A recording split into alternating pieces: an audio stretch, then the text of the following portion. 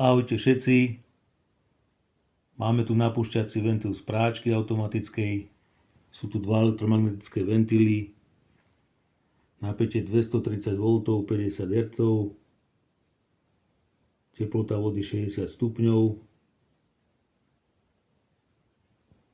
Odmeriame si najprv ohmický odpor týchto ventilov.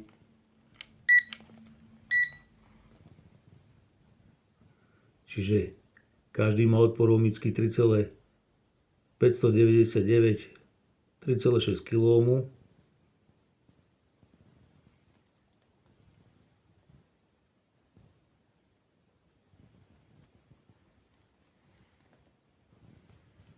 Sú dva takto pod sebou.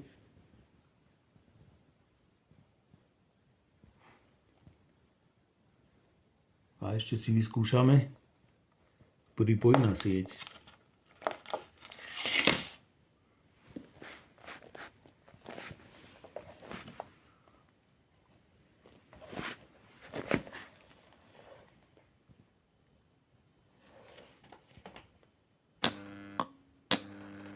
Takže ventil pekne zopína, pekne cvaká.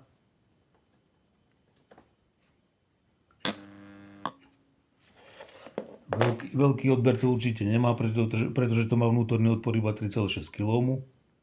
Takže tak, vyskúšali sme jeden, druhý, je to identický, taký istý. A z prívodu púšťa vodu z tejto prívodnej hadice. Púšťa vodu buď do jedného ako zopňa, alebo do druhého. Podľa potreby práčky.